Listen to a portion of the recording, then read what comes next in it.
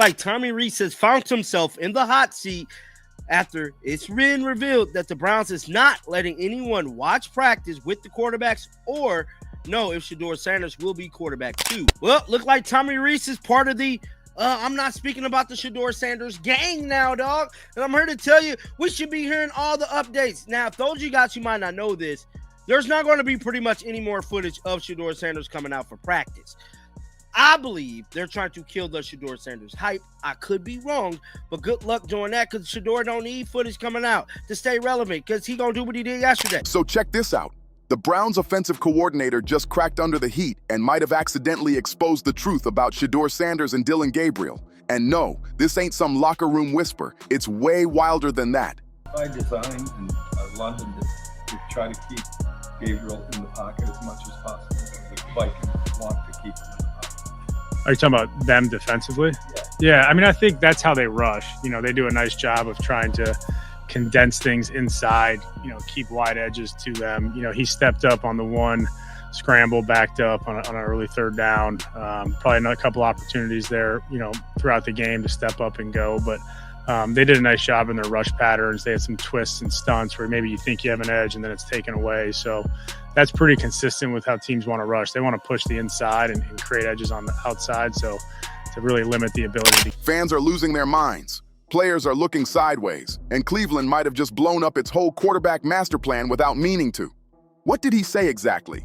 Buckle up, because this story's turning the Browns' locker room into a full-blown soap opera. It's messy, it's dramatic, and it's got everybody guessing who's really running the show. Now it's official. The Browns have entered their "we're not hiding anything" era, which always means they're definitely hiding everything. Reading between the lines, Bailey Zappe sounds like he's going to be the backup quarterback. Yeah, I would say the same thing because he, in two different quotes, he specifically went out of his way to say, I'm very mindful of how we develop young players. Yep. That means he's priming the well to announce Shedeur as the number 3. And that quote, too.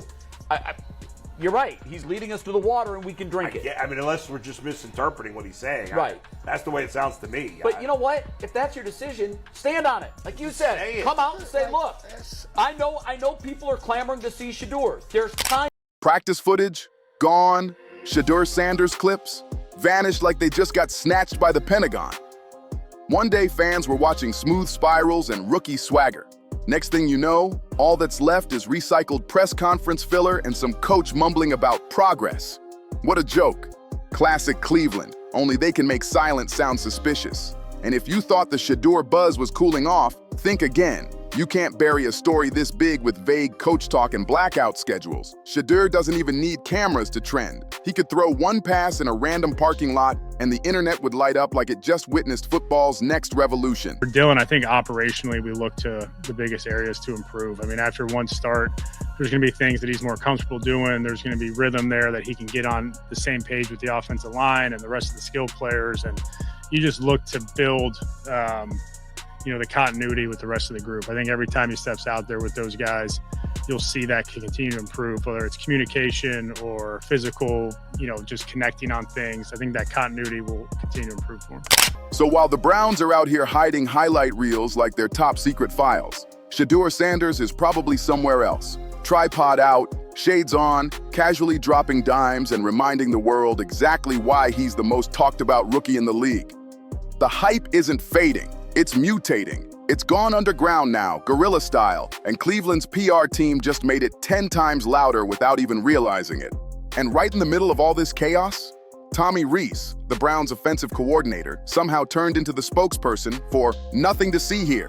The Cleveland Browns are currently paying 8 quarterbacks this season. I'm not surprised by this at all because the Cleveland Browns are a bad franchise. The Browns do not know what they are doing, and it's been this way for many, many years. Brian Clark said that Shedeur Sanders is not the backup quarterback. It's time to part ways and it's time to trade him. And I 100% agree because if Bailey Zappe is QB2 behind Dillon Brooks, that's a problem. Because you're not looking for Bailey Zappe to be the franchise quarterback for the Browns. That's why you drafted Dillon Gabriel and Shedeur Sanders to figure out which one of these quarterbacks were going to take your team to the next level. And at this very moment in the season, the Cleveland Browns are Every word that man says sounds like it got reviewed by 5 lawyers before it left his mouth. You can practically feel him trying not to breathe too loud on camera.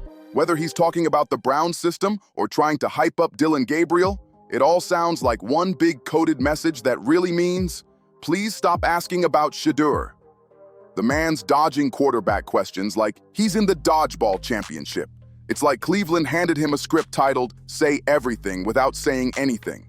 He keeps repeating words like timing, rhythm, composure, all those safe football buzzwords that sound deep but don't actually mean a thing. The Browns trading Joe Flacco to the Bengals definitely means Shedeur Sanders moves up to the QB2 spot, right?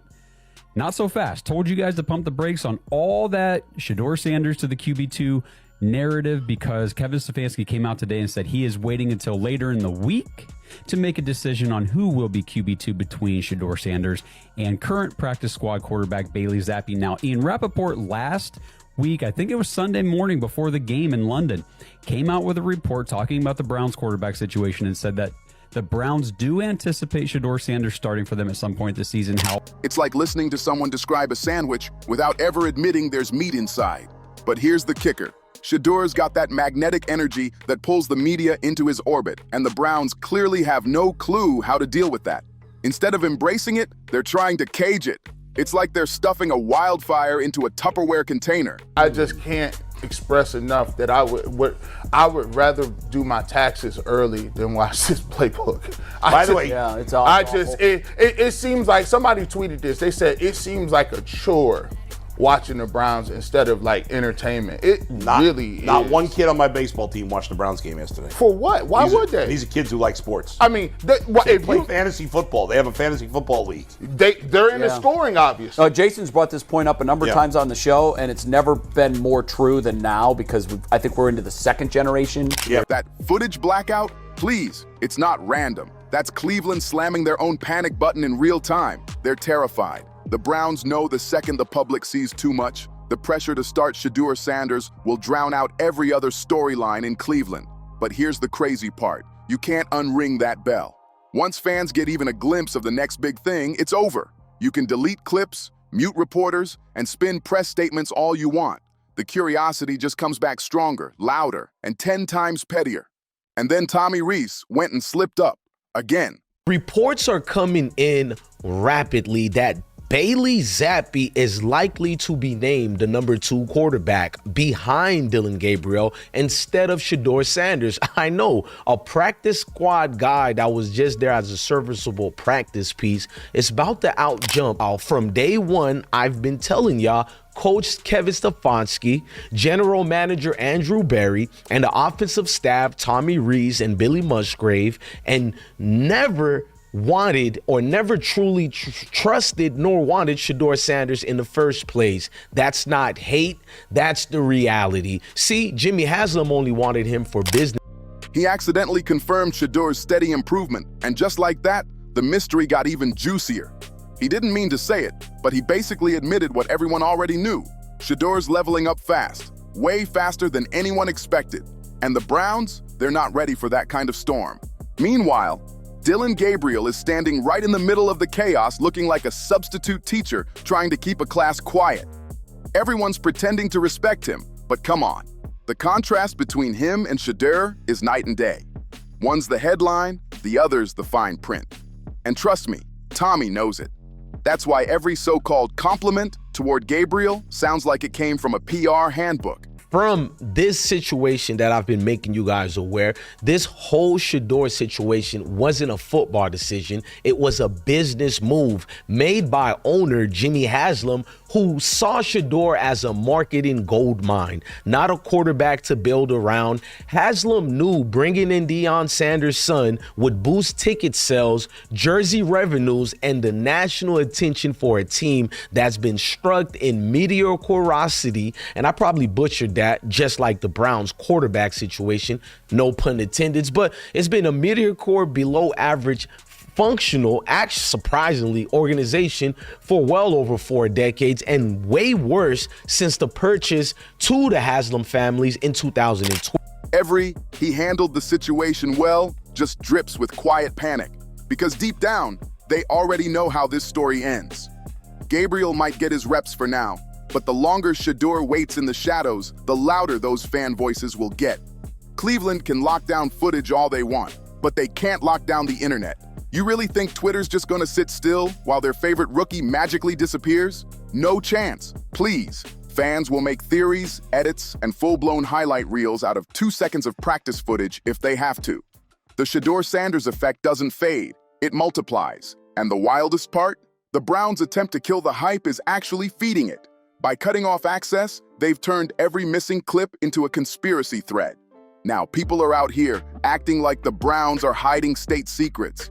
And honestly, they kinda are. What are the Browns doing? What do you think? Is it Shedeur now, is second string? I know Bailey Zappe's on their practice squad. And Deshaun Watson, we've seen him on a practice field every now and then. What's the Browns' plan here moving forward, do you think?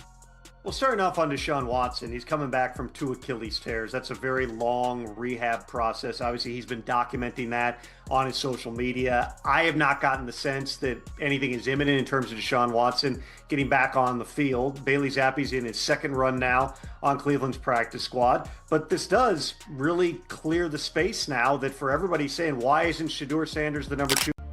You can hear it in Tommy Reese's voice every time he gets asked about the quarterbacks. He keeps circling back to growth and development, which in coach speak is just a polite way of saying, we're not ready to admit what everyone can see. But after a while, that stops sounding like strategy and starts sounding like stalling. They're not developing him, they're delaying him. And poor Reese, bless his PR-polished heart, is out here doing verbal gymnastics, trying to spin it all like it's part of the master plan. You can almost hear the gears grinding in his head every time he talks about balancing reps. That's not balance, that's babysitting. It's the NFL version of telling a racehorse to slow down because the others are still tying their cleats. Then comes the part where Reese brings up Pittsburgh's defense, calls them physical, aggressive, experienced. It's already been reported that Bailey Zappe was taking a lot of the practice squad snaps. Yeah. I mean, Listen, Kevin Stefanski is really enjoying this moment. Yeah. Kevin Stefanski is making the Browns organization basically Jerry Springer. He's making it basically Maury Povich when Maury Povich does the goddamn DNA test, and the girl gets up screaming and they run around with the camera. Yeah. That's exactly what he's making it. He's making a mockery of the situation and enjoying it. Yeah. He's enjoying it. Just announce the goddamn quarterback. Who's quarterback number 2? All true, sure. But let's be real. That's coach code for, we don't want our rookie catching that smoke yet. So what's the move? Keep Dillon Gabriel in as the human crash test dummy. Let him take the hits, absorb the pressure, and keep the narrative calm while they quietly build Shedeur behind the curtain. And you know what? It's almost genius. Risk management disguised as loyalty, but the fans aren't stupid. They've seen this act before. The Browns have been juggling quarterbacks for years, like it's an open casting call for who wants to be the franchise guy. So while Reese is rambling about progressions and protections, fans are over here talking about destiny. While he's analyzing ball placement, they're already imagining Shedeur lighting up scoreboards. Everyone's analyzing every twitch and glance now. You can feel the tension crackle whenever someone dares to ask about Shedeur Sanders. It's like watching a chess match where one player refuses to admit they're cornered. The Browns are trapped. Say too much about how good he's looked in practice, and the fan base erupts. Say too little, and everyone assumes they're hiding something explosive. It's a total lose-lose situation, and honestly, it's hilarious.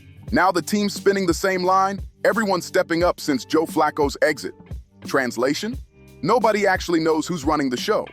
Tommy Reese keeps preaching about a collective effort in the quarterback room, but that's just polite talk for controlled chaos. Dillon's calm, Shedeur's electric, and Deshaun is probably somewhere wondering how long before the spotlight slips away again. You can't cram 3 alpha personalities into one QB room without someone feeling the burn.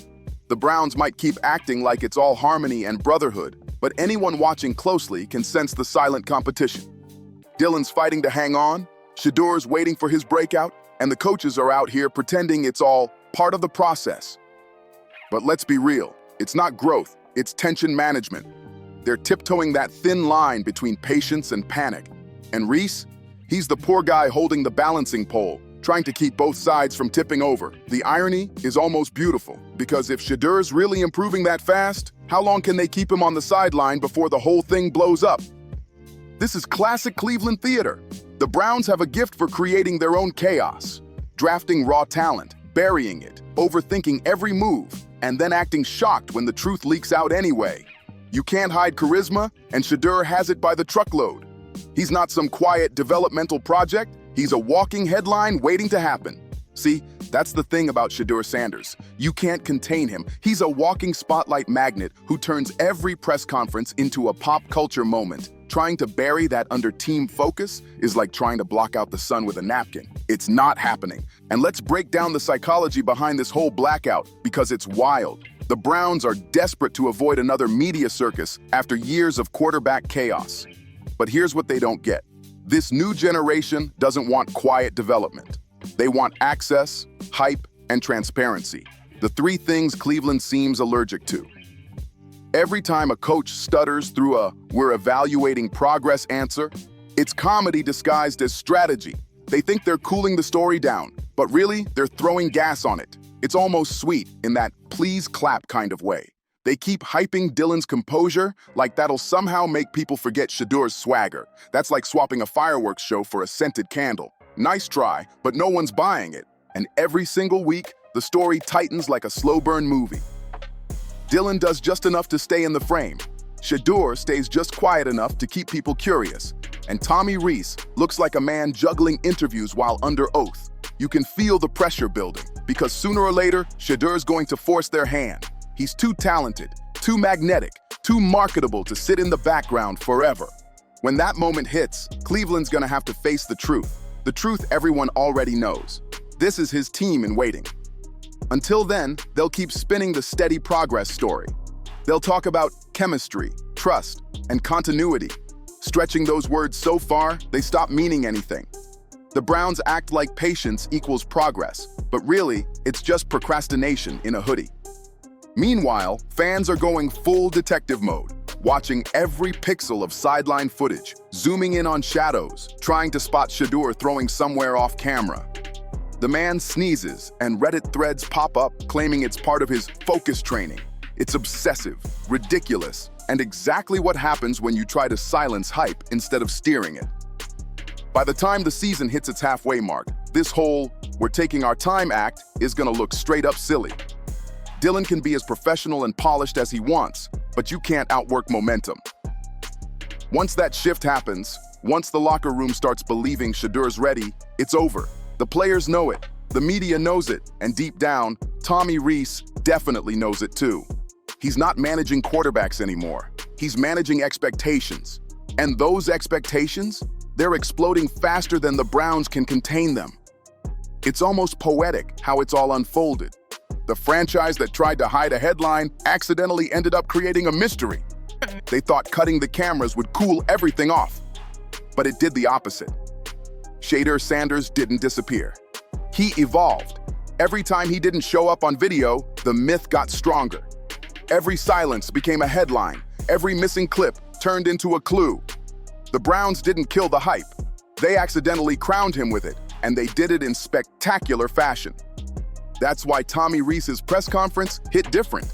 He didn't spill any big secrets, but his tone told the whole story. The way he dodged questions, the way he danced around Shedeur's readiness. It all screamed one thing: internal panic.